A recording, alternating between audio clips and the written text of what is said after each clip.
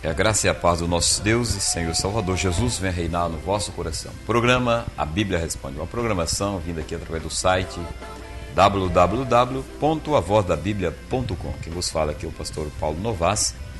Estamos aqui transmitindo mensagens da Palavra de Deus para edificar a sua vida, trazer você cura, libertação e também uma esperança. A esperança em Cristo, em Deus, o nosso Senhor. Eternidade. Você já ouviu falar essa palavra eternidade? Quem sabe você não tem muito discernimento, entendimento do que é eternidade. O que é eternidade? É um tempo sem fim. Eternidade passa um dia, passa semana, mês, anos. E se repete e nunca vai ter fim. A palavra já define eternidade. A pergunta é, onde tu passarás a eternidade? Porque você, nem eu, nem nós, nenhum ser humano na face da terra nasceu para semente. Independente da posição religiosa, da posição social, cultural, independente da nacionalidade, seja brasileiro, argentino, americano, estrangeiro, índio, todos nós partiremos para a eternidade. Agora existem dois tipos de eternidade, ou dois lugares diferenciados. A eternidade com Deus e a eternidade sem Deus, né? E na palavra do Senhor, no Apocalipse, no capítulo 22, está escrito, Apocalipse significa revelação de Deus a nós, o livro de Apocalipse, no capítulo 22, do versículo 6 em diante, escrito assim: E disse-me, essas palavras são fiéis e verdadeiras. O Senhor, o Deus dos santos profetas, enviou o seu anjo para mostrar ao seu servo as coisas que em breve hão de acontecer. Eis que presto venho, bem-aventurado aquele que guarda as palavras da profecia deste livro. Eu, João, sou o que vi e ouvi essas coisas, e havendo-a ouvido e visto, prostei-me ao pé do anjo que me mostrava para o adorar. E disse-me, olha, não faz tal coisa, eu sou conservo dos teus irmãos, os profetas, e dos que guardam as palavras desse livro, adora a Deus. Disse-me o anjo, não cele as palavras da profecia deste livro, porque está o tempo próximo. Quem é justo, faça injustiça. Quem é injusto, aliás, faça injustiça. Ainda quem está sujo, se suje ainda. E quem é justo, faça justiça. Ainda. E eis que cedo venho, e o meu galardão está comigo para dar a cada um segundo a sua obra. Eu sou o Alfa, o Ômega, o princípio e o fim, o primeiro e o derradeiro.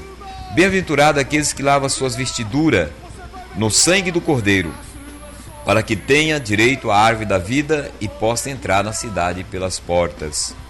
Ficarão de fora os cães, os feiticeiros, os que se prostituem, os homicidas, os idólatras e qualquer que ama e comete a mentira. Eu, Jesus, enviei o meu anjo para vos testificar essas coisas nas igrejas. Eu sou a raiz e a geração de Davi, a resplandecente estrela da manhã. E o Espírito e a esposa diz, vem. E quem ouve, diga, vem. E quem tem sede, venha. Quem quiser, tome de graça da água da vida.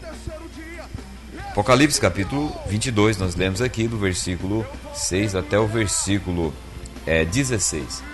Então Jesus está falando aqui sobre a eternidade, através do apóstolo João. Eternidade. Eternidade com Deus ou eternidade sem Deus? E a eternidade, ela começa a caminhada para ela aqui na terra, enquanto estamos em vida aqui na terra. Agora, para você chegar diante de Deus, não é de qualquer jeito, de qualquer maneira. Você tem que entrar diante de Deus da forma que Deus determinou. E a forma que Deus determinou é nós seguimos ao seu Filho Jesus Cristo, aceitando Ele como Salvador, recebendo Ele como Senhor e Salvador da nossa alma, passando pelo processo da conversão, da mudança de vida, para nós herdarmos o reino dos céus.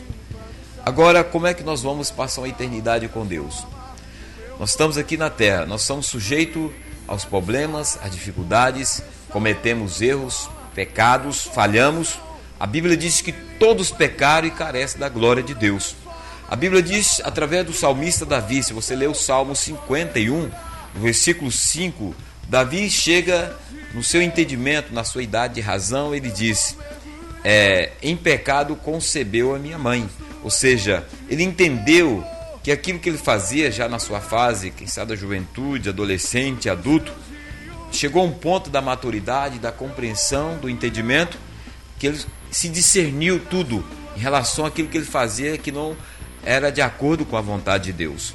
E ele entendeu que ele era um pecador. E a Bíblia fala sobre isso, que todos pecaram, Romanos 3:23, e carece da glória de Deus. Você já nasceu pecador, eu nasci pecador. A criança nasce, ela cresce e ela desenvolve o pecado. O pai e a mãe não ensinam ela a pecar. Não ensina a mentir, trapacear, fazer coisa errada. É a própria natureza adâmica, carnal, que se manifesta. Agora a Bíblia vem e nos traz um texto dizendo que o salário do pecado é a morte. Romanos 3:23. Em Romanos 6:23 fala: o salário do pecado é a morte, mas o dom gratuito de Deus é a vida eterna em Cristo Jesus, nosso Senhor. Então, para nós passarmos uma eternidade com Deus, nós precisamos banir o pecado da nossa vida. Pelas nossas obras, por nossas benfeitorias e pela nossa justiça própria, é impossível esse pecado ser removido da nossa vida. É impossível você remover da sua vida o pecado. Por isso que Deus entregou o seu Filho Jesus. Agora, para Jesus nos resgatar dessa maldição, nos libertar dessa escravidão, ele precisou passar pelo processo que nós passamos, começando da geração, da gestação. A Bíblia diz que o anjo veio até Maria, você pode ler lá no primeiro capítulo de Mateus, capítulo 1, capítulo 2 em diante. Relata sobre como Jesus veio ao mundo. Ele veio pela mesma forma que você veio. Agora tem uma diferença. O anjo veio e disse para Maria: você foi escolhida para ser a mãe do Salvador, e descerá sobre ti o Espírito Santo, e vai gerar no teu ventre o Salvador, e se chamará Jesus Cristo, o Messias. O anjo trouxe o recado de Deus. Maria, agraciada por Deus, bem-aventurada, ela aceitou, uma serva de Deus. O Espírito Santo desceu sobre ela e gerou Jesus no seu útero. Jesus foi gerado pelo Espírito Santo, por isso ele é santo. Ele não foi gerado pelo relacionamento de Maria com seu esposo José. Ele foi gerado pelo Espírito Santo. Ele foi gerado santo, nasceu santo, cresceu santo. 100% homem, 100% Deus. Ou seja, natureza divina e natureza humana. Ele passou por todo o processo que você e eu passamos. Desde o nascimento, do crescimento, ele passou. Ele passou por toda a tentação que você passa. Todas as tentações que você possa imaginar e passar, Jesus passou. Ele foi provado como nós somos provados.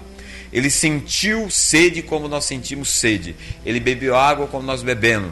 Ele alimentou do nosso alimento como nós alimentamos. Humano. Jesus, 100% homem, 100% Deus, natureza divina e humana. Então ele passou por tudo isso. Ele venceu pela obediência a Deus. Está escrito lá em Filipenses capítulo 2. Ele foi obediente até a morte, morte de cruz. Ele venceu o pecado pela obediência. Ele venceu as tentações pela obediência.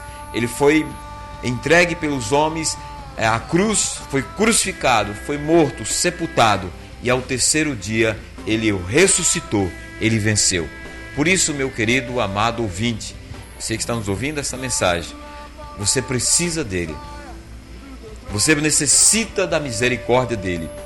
Você necessita de tudo isso que ele fez por você, para que você possa um dia estar com ele na eternidade nos céus. Então, quando nós aceitamos a Cristo, Jesus Cristo como Senhor e Salvador da nossa alma, nós estamos aceitando o que ele fez por nós. Nós estamos aceitando todo o seu sacrifício, o seu sofrimento, o desprezo, o descárnio, a morte. Ou seja, recebemos ele pela fé. E a Bíblia diz, assim como ele também, antes da morte, antes de começar o seu ministério, está escrito no Evangelho de Mateus, no capítulo 3, no versículo 13 em diante. João Batista, ele foi até João Batista. João Batista diz: eis o Cordeiro de Deus que tira o pecado do mundo. Não sou digno de desatar-lhes as correias das suas sandálias dos seus pés. De repente Jesus está diante de João Batista. E Jesus vai até João e diz: João, estou aqui para que você me batize. E João recusa e diz: não, Senhor, eu que preciso ser batizado por ti e tu venhas a mim. Aí João, um servo de Deus, ele disse para Jesus essas palavras, mas Jesus disse: João, para que se cumpra a justiça de Deus, você tem que me batizar. João, na forma obediente, batizou Jesus. E no momento do batismo, o Espírito de Deus desceu em forma de pomba e pousou, entrou nele, desceu sobre ele. O Espírito Santo, e uma voz do céu se ouviu: eis meu filho amado em quem me compraz. Quando você aceitar Jesus Cristo como Senhor e Salvador, o mesmo Espírito Santo que desceu sobre Jesus, ele vai vir morar na sua vida. Ele vai te trazer o entendimento da palavra de Deus, a revelação do plano de salvação. Ele vai te convencer do juízo, do pecado e da justiça. E você vai passar por um processo de transformação, de nova vida com Cristo. E você vai começar a caminhar rumo à eternidade com Deus. Então, é assim que a palavra de Deus nos ensina. Você pode pegar outro texto na Bíblia, você que é leitor da Bíblia. Se você não tem Bíblia, adquire um, leia. No Evangelho de João, no capítulo 3, está escrito sobre o homem chamado Nicodemos. Nicodemos estava caminhando para uma eternidade sem Deus. A história narra que mais ou menos Nicodemos, 70 a 80 anos de idade, um homem religioso, de boas obras, um homem íntegro, um homem respeitado na sociedade, na comunidade, na sua igreja, respeitado no seu partido político, um homem exemplar, mas um homem ainda que não tinha nascido no reino de Deus. E ele vai ter de noite com Jesus, Evangelho de João capítulo 3, e ele diz assim: Rabi, sabemos que vem da parte de Deus, que tu vem de Deus, porque ninguém pode fazer os sinais que tu fazes. Jesus olhou para Nicodemos como está olhando para você nesse dia e disse: Nicodemos, importa você nascer de novo. Nicodemos não entendeu a expressão de Jesus e disse: como é que pode um homem, sendo velho como eu, voltar ao ventre materno e nascer a segunda vez? Jesus não estava falando do nascimento da carne, ele estava falando do nascimento espiritual. Nicodemo, importa vos nascer de novo, da água do Espírito. A Bíblia diz no Evangelho de João ainda, capítulo 1, versículo 12: todos aqueles que o receberam, deu-lhes o poder de ser feitos filhos de Deus, ao saber os que creem no seu nome, que não nasceram da vontade do varão, da carne do homem, mas da vontade de Deus. Quando nós nascemos para o Senhor, em Cristo, nós compreendemos a eternidade com Deus e começamos a caminhar rumo à eternidade. E nós trocamos os valores que nós colocava em primeiro plano. A Bíblia diz no Evangelho de Mateus, capítulo 6, versículo 25, Jesus está tratando da ansiedade. Porque andeis ansioso pela comida, pelo calçado, pelo vestuário, pela bebida. Observai as árvores do céu, os pássaros. Não planta, não ajunta em celeiro, em depósito, contudo vosso Pai Celeste os sustenta. Não valei vós mais do que os pássaros, do que os lírios, que hoje estão verdes, que essa natureza linda, verde hoje, amanhã seca e o homem lança no fogo?